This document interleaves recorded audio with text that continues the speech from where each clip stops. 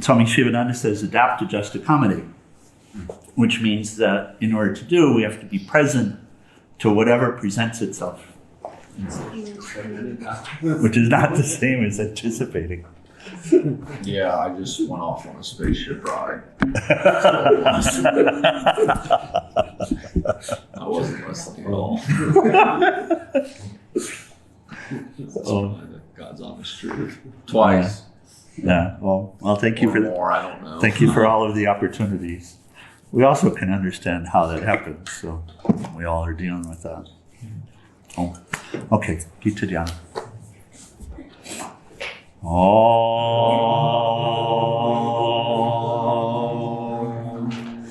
Oh, Bhagavad Gita, by which Arjuna was illumined by Lord Krishna himself, and which was composed of 18 chapters within the Mahabharata by the ancient sage Vyasa. O Divine Mother, destroyer of rebirth, who showers the nectar of oneness upon us, O Bhagavad Gita, my affectionate mother, on thee I meditate. All the Upanishads are the cows. The milker is the cowherd boy, Krishna. Arjuna is the calf. People of purified intellect are the drinkers. And the milk is the supreme nectar of the Gita. My salutations to the Lord, who is the source of supreme bliss, whose grace makes the mute eloquent and the crippled cross mountains. Hari Om Tat Sat. Hari Om Tat Sat.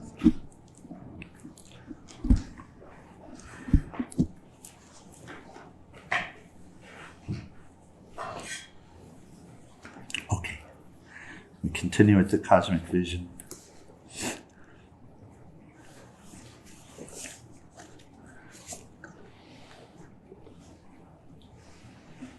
And so this experience is so intense, and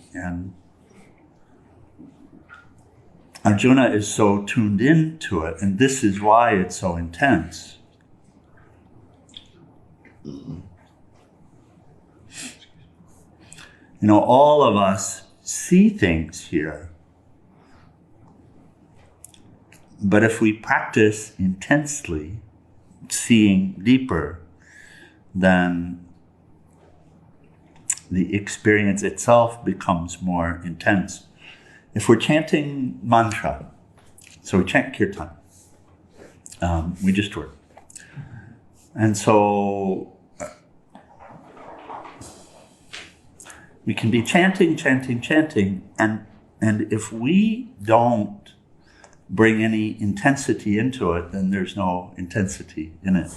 In other words, if we don't intentionally touch that bhava to go deeper in devotion in the practice, then we won't experience the devotion in it.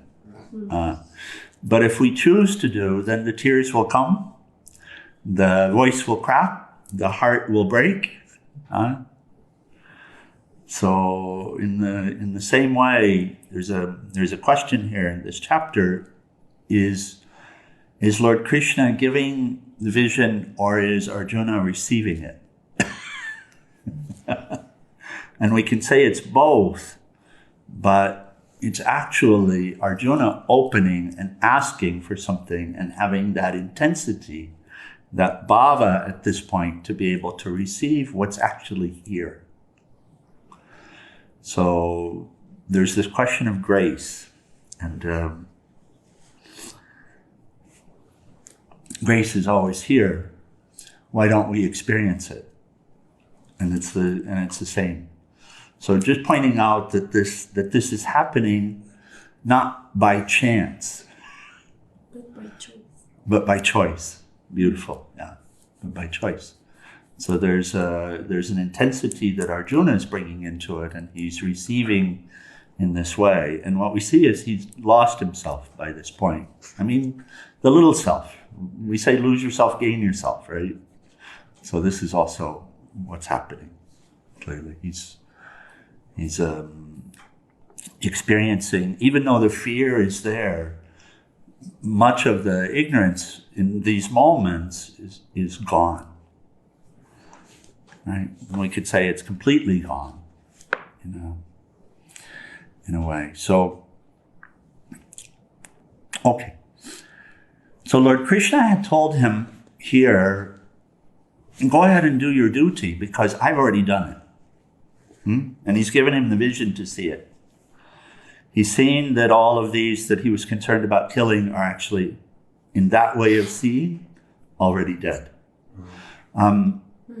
Swami Venkatesananda, in his commentary on these, he says, we certainly view killing as a sin, and there's not something really wrong with that seeing, but here, he says, do you see a difference between killing someone and cremation? What's the difference between killing someone and cremation? Shivadas. What's the difference between killing someone and a cremation? I'm not quite sure. Cremation is, they're already dead. You know. Yeah, there you go. Thank you. In a cremation, they're already dead. So one sees killing someone as a sin, but is cremation. So it's an interesting perspective that he brings into it, because Lord Krishna has actually given him the vision to see this entire cycle has already played out. So, interesting commentary. So Krishna says, then go ahead and do your duty. Go ahead and do it, because I've done it. And if you do it, then the play goes the direction it's supposed to go. This is what he's saying. Because righteousness wins out. Righteousness is brought back into the land. What was the purpose of this from Krishna's perspective? Why did Krishna incarnate? He said earlier on, from time to time, I take form directly in order to bring righteousness back in the time when righteousness has been lost or is being lost. So the good guys win. So it'll happen, but let's do it this way, he says, as the director of the play. Why is the play will end right there? Well, yeah, then it's hard to say otherwise, because there is no otherwise. It goes exactly the way God intends. But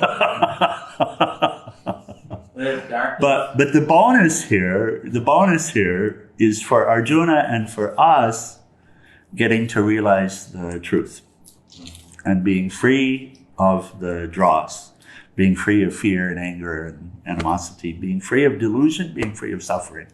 That's the bonus, which of course is the purpose of the teaching of the Bhagavad Gita and the Upanishads and everything else.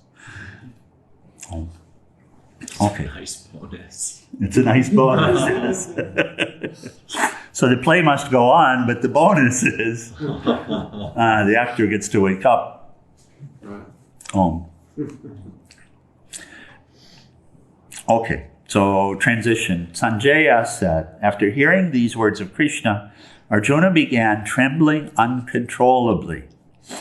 He pressed his palms together over his heart, bowed before the Lord, and with a choked voice, he said, Krishna, it is perfect that the world showers praises on you. Before you, all evil flees to the farthest corners of the cosmos, while hosts of saints and sages bow before you. How do they do anything but worship you, Mahatma? You are beyond everything else. You are the origin of all, even Brahma, even the creator, you are the origin of. O eternal Lord of the gods, you are the abode of the entire universe, and you are indestructible. You are both existence and non-existence. Yet, in the same moment, you are that supreme state beyond both. You are the Adi Deva, the original one, the most ancient Purusha, the capital S self, the I, the supreme resting place and refuge of the universe. So another way of saying the substratum. You are awareness itself, the knower. And still, you are all that is known. You are the ultimate home, O great being of infinite shapes and forms. You pervade the whole universe. You are the Lord of the wind, Vayu, the Lord of death, Yama, Lord of fire, Agni, and Lord of water, Varuna. You are the moon and the creator of all that is born. Ultimately, you are the great grandfather of all beings. 1,000 times I salute you and respectfully bow before you. So in the Vedas it says the names are many, right? But God is one. And so here this realization has really dawned. So all of these beings, you are that. You are that. This, myself, you are this. Oh. Awareness itself, you are that. Wherever I turn, it is you. To my left and right, I bow before you. In front and behind, my humble prostrations. You are boundless and your power is incalculable.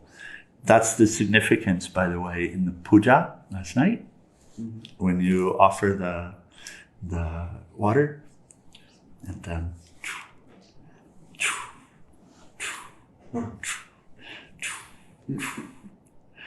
who are you bathing?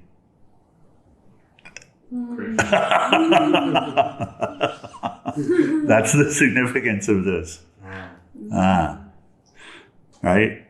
You're offering the sacred water to the one because you are every direction and inside.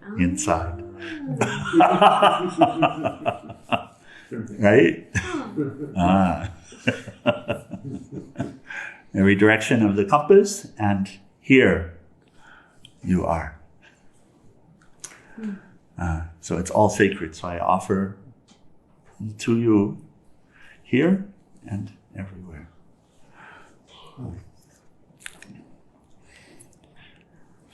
Wherever I turn, it is you. To my left and my right, I bow before you. In front and behind my humble prostrations. You are boundless, and your power is incalculable. You permeate all that is. In truth, everything is you. In science, we talk about questions like, is there life on Mars? And here we realize, oh my goodness, what a silly question, because Mars is life.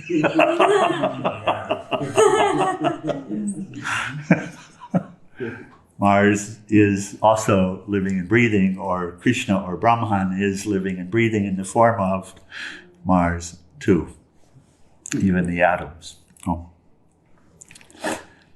And then there's a shift that starts to happen. He says,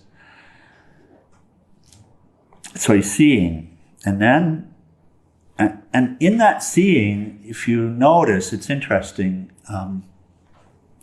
that this discussion sometimes about duality, and people will ask me, I say I worship the Lord, and people will say, but that creates a duality, is that correct? And it's an interesting conversation, because the teaching is that the truth is non-dual, right? Advaita Vedanta. But worshiping the Lord, doesn't that create a duality? And it's an interesting perspective. What's been happening here is that Arjuna is recognizing the all-pervasiveness of the absolute divinity. Right? He's seeing it.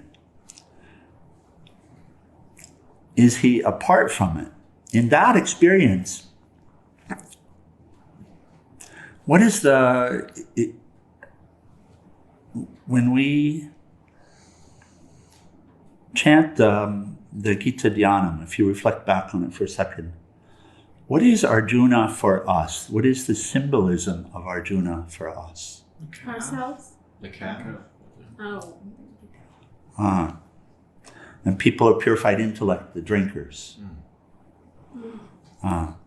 So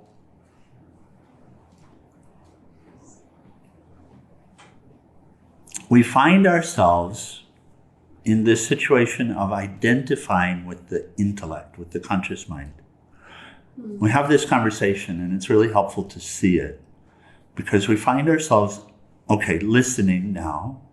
Who's listening? Well, we have to say awareness itself is listening, and that's I and Krishna both somehow. But here we are listening, and what we see is that there are within us and outside of us multiple factors with which to listen.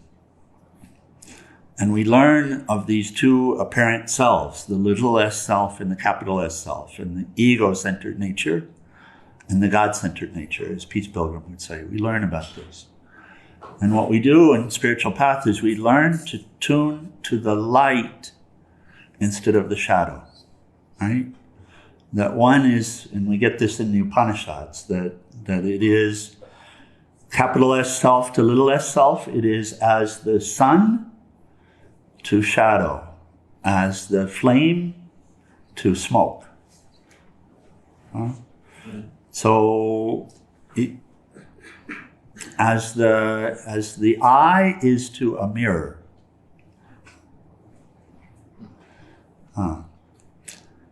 So there's the one looking out everywhere, but our experience isn't this. Not yet. Our experience is that we experience within us the highest, and we experience the base. We experience the God-centered nature, and we experience the self-centered nature. What does that mean? That means that we find ourselves in an as-if situation, as if we are the chooser, as if we are between two forces, correct? Guidance says we're actually the light. That's what the guidance is, that we're actually the light. But it's as if we're in between the two. And we've discussed this before. What's the way out? The way out is to identify with the light, not the shadow. To follow the light. Go to the light, my dear. Follow the light. Identify with the light. Take your identity from the light. And that process we call yoga. Why yoga? Because it's a process of integration. And when we're following the shadow, we're in a place of disintegration. Right? Everything seems apart from us. Everything seems to be a problem. Suffering we find everywhere. No satisfaction we find. But as we turn to the light, we begin to experience the light within us more and more. Correct? And we begin to experience more bliss, more joy. We experience the ability to be present. We experience less and less fear, less and less anger, etc. That experience is the experience of the conscious mind choosing which direction to go, which direction to bring awareness. What it results in is, through the power of awareness, an integration with the light. And what we see in the yogi, in the accomplished yogi, what we call an accomplished yogi, is really the disappearance of the ego sense, the disappearance of the feeling of being separate. Still, there is a mind there. So when Swami Chinmayananda speaks, that's evidence of mind, universal mind. That's evidence of mind. His inner world is different from ours only in that he knows that he's not separate from the truth. He knows that he's not the body.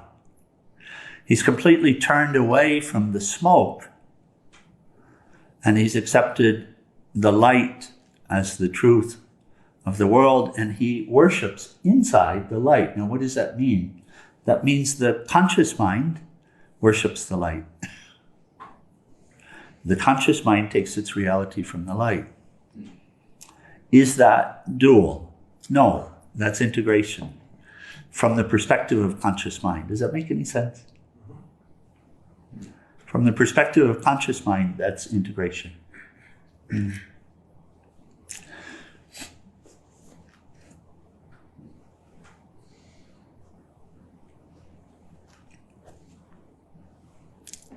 And if there is an intensity in it from the perspective of conscious mind,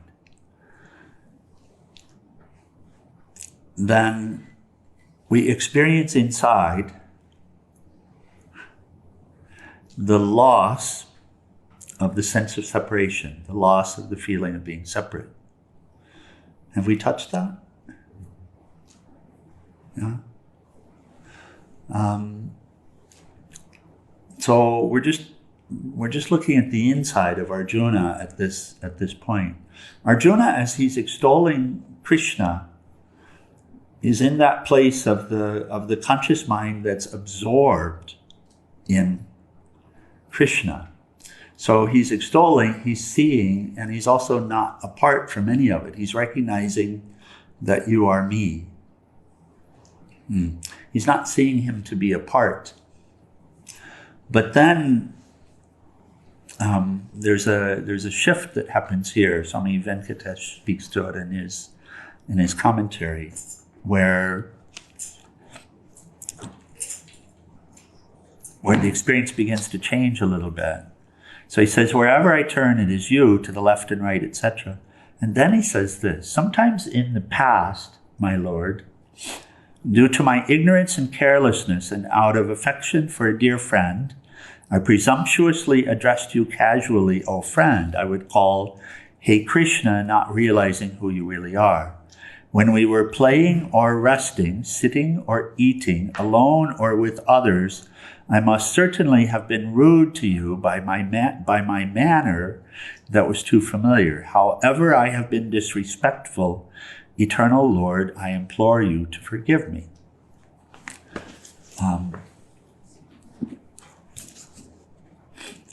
Here's what Swami Venkatesh has to say about those slokas. He says, here again, Lord Krishna acts as the supreme illusionist. Step by step, Arjuna was rising to the level of the Absolute. He saw the universe being indwelt by God. He realized that even the Vaidiki gods are but the Lord's own manifestations. Even good and evil and all such paradoxes merged in the Lord. All distinctions began to fade away, and Arjuna saw that God and God alone pervaded everything. Even the idea of an everything seemed to be absurd from that point of view. Wherefore thou art all, said he. So even he was losing the awareness of there being things. Right? He was just seeing Lord Krishna everywhere. So losing even the notion that there were things. Wherefore thou art all. Therefore you are everything. Therefore you are everything. One more step, and even the seer in Arjuna would have dissolved in the sight and the seen in the state of nirvikalpa samadhi. He was right at the precipice, is what's being said. And this precipice, this place, what is this absorption?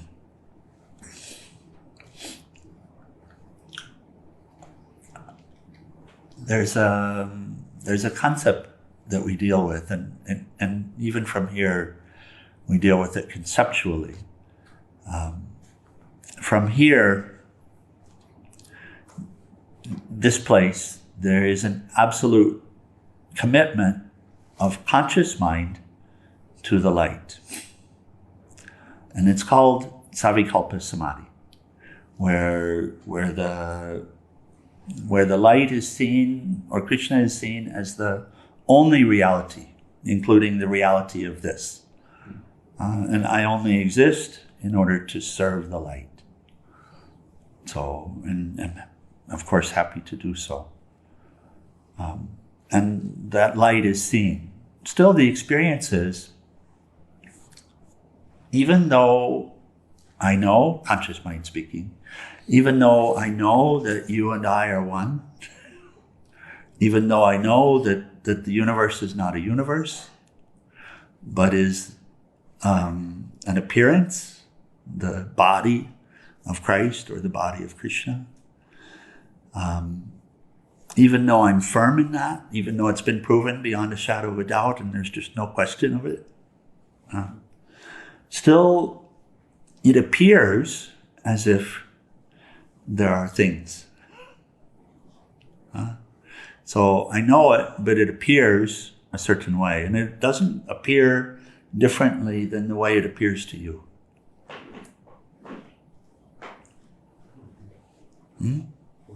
So I call you Kartikeya, and you appear to me just like I appear to you.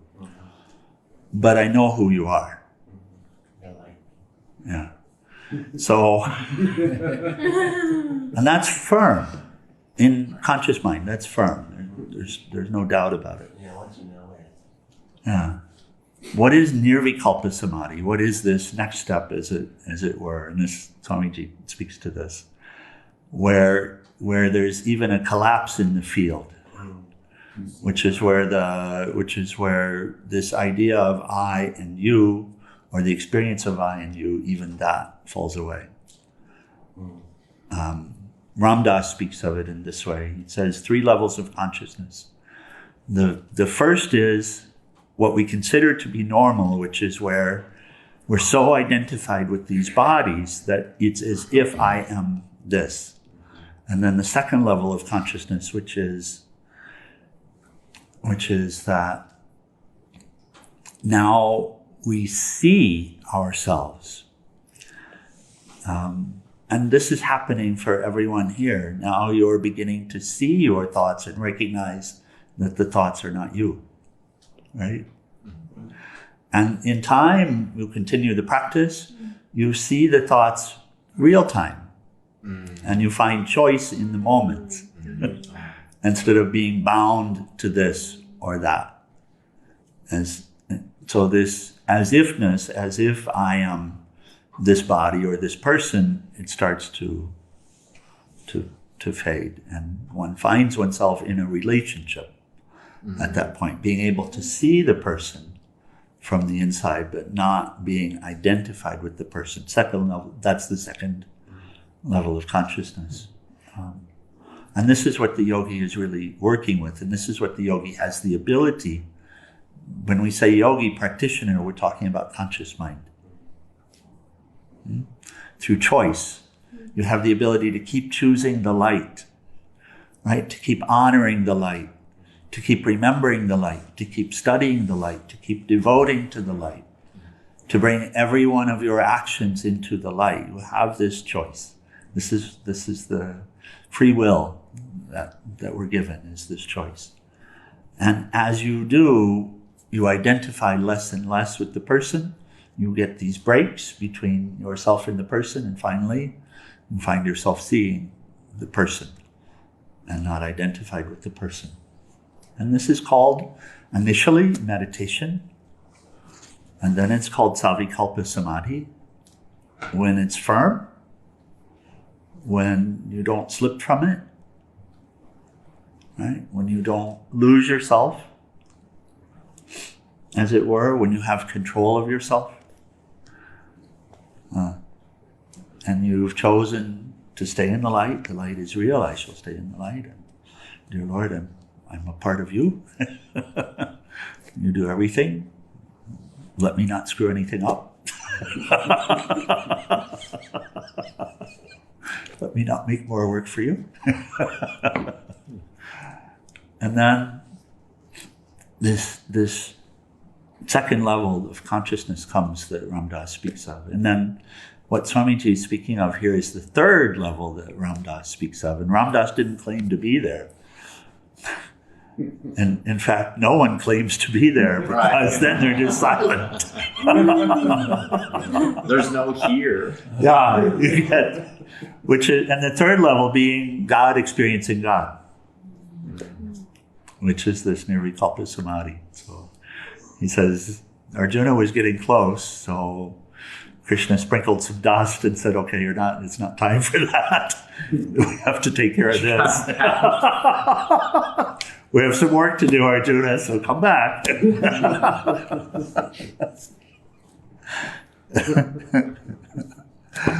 So Arjuna takes himself then once again to be separate. And I remember this experience, my God, when I realized that, dear Lord, you're everywhere. And then, and so this is what's happening here. It's very funny and beautiful experience. Because I had the flashes of all the things that I had done and said. And so this is what Arjuna is describing, I took you to be a mortal. and I said and did things that were inappropriate. And by the way, behind your back, I said such and such. And please forgive me for all of this stuff. So he's having the feeling of separation again, but also still realizing at a level, but you are all of this. So it's like through the intense devotion, which starts off as if not dual, then that's what collapses. You have to start off with, because he's had the devotion the entire time. We hit it yesterday, really beautifully so, and that is, and we use the word today, intensity. You have the intensity dial. Somehow it's within your ability to turn it up. And you see it, because when we're after something in the world, you see that we turn up that intensity dial. Right? Addictive, yeah. Yeah. So willpower, we could say willpower, like that. Sometimes we use the example of lifting the hand up and we see, I didn't really do anything, right? But also, there is something happening that's not a thing, and that is somehow you're bringing awareness itself more and more into focus on the object of desire. So the person who has some paralysis in the hand or is recovering from a broken bone or something like that and wants to move it, they really don't have the experience of moving the muscles. But we do have the experience of bringing more willpower to it, bringing more attention, bringing more focus to it, right? And so in the same way, one who begins to see that if I go this direction, I'm constantly losing myself, and if I go this direction, speaking of conscious mind, then the experience is lighter. I'm not creating issues for myself. I'm not creating problems for others. Right? And so we turn up the dial. We turn up the dial, and at some point we say, all I want is you. This reminds me of our Resolve workshop in January now. Yeah. Valid connection. Oh, and it is. And because of who you are, because you are awareness itself, because of who you are, then the more you bring awareness to the situation, the more you merge with whatever it is. So you find that you merge with that girl or guy, but it's temporal, right? It doesn't last. But yes, I mean, don't you in this love, don't you lose yourself in a relationship with one? And you become that one? And you experience their pain and their pleasure and all of this for a little while, but it's temporal, right? It doesn't last.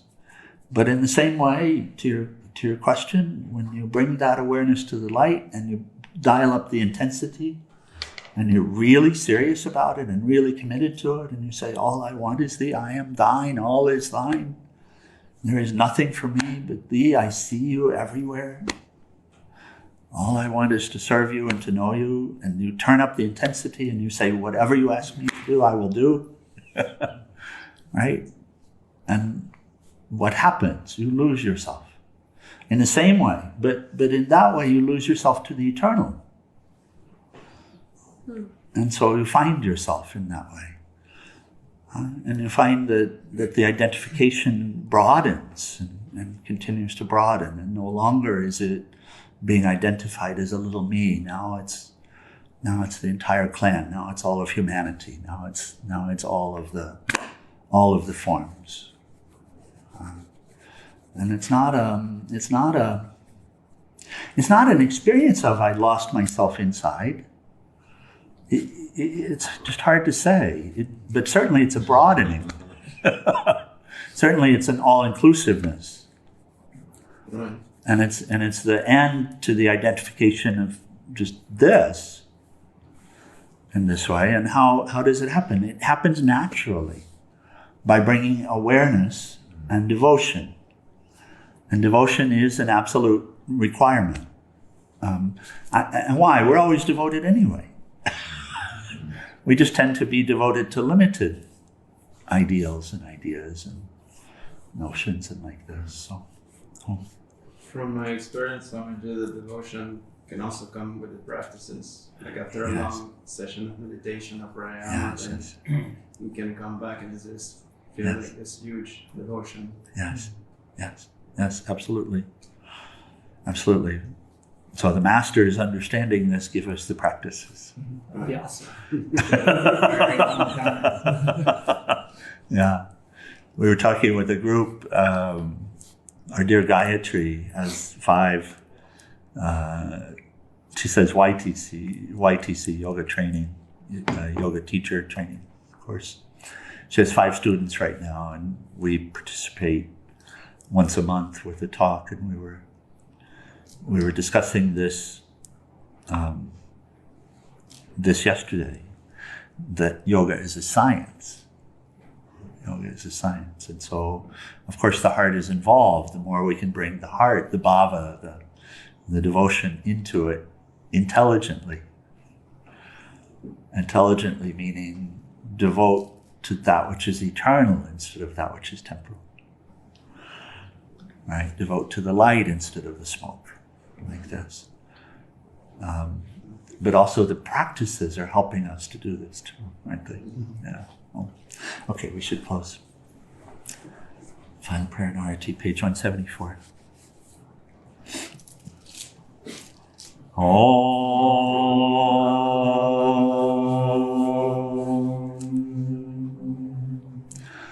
Om Trayambakam Yajamahe Sugandhim Pushtivardhanam Orvai Rukameva Bandhanan Mechor Mukshiyamam Mritata Om Trayambakam Yajamahe Sugandhim Pushtivardhanam Orvai Rukameva Bandhanan Mechor Mukshiyamam Mritata Om Trayambakam Yajamahe Sugandhim Pushtivardhanam Orvai Rukameva Bandhanan Mechor Mukshiyamam Mritata Om Sarvesham Swastir Bhavatu Sarvesham Shantir Bhavatu Sarvesham Purnam Bhavatu Sarvesham Mangalam Bhavatu Sarve Bhavantu Sukhinaha Sarve Shantu Niramaya Sarve Bhadrani Pashyanto Makashit Dukhabhat Bhave Asato Ma Satgamaya Tamaso Ma Jyotirgamaya Mrityor Mahamritam Gamaya. Om Purnamada Purnamidam Purnam Purnamudashyate Purnasya Purnamadaya Purnameva Vasishyate. Om Shanti Shanti Shanti. O adorable Lord of mercy and love, salutations and prostrations unto thee. Thou art omnipresent, omnipotent, and omniscient. Thou art Satchidananda. Thou art existence, knowledge, and bliss absolute. Thou art the indweller of all beings. Grant us an understanding heart, equal vision, balanced mind, faith, devotion, and wisdom. Grant us inner spiritual strength to resist temptation and to control the mind. Free us from egoism, lust, anger, greed, hatred, and jealousy. Fill our hearts with divine virtues. Let us behold thee in all these names and forms. Let us serve thee in all these names and forms. Let us ever remember thee. Let us ever sing thy glories. Let thy name be ever on our lips. Let us abide in thee forever and ever. Humble Satguru Shivananda Maharaj Ki, and for all of the saints and all the sages of all traditions. Jai.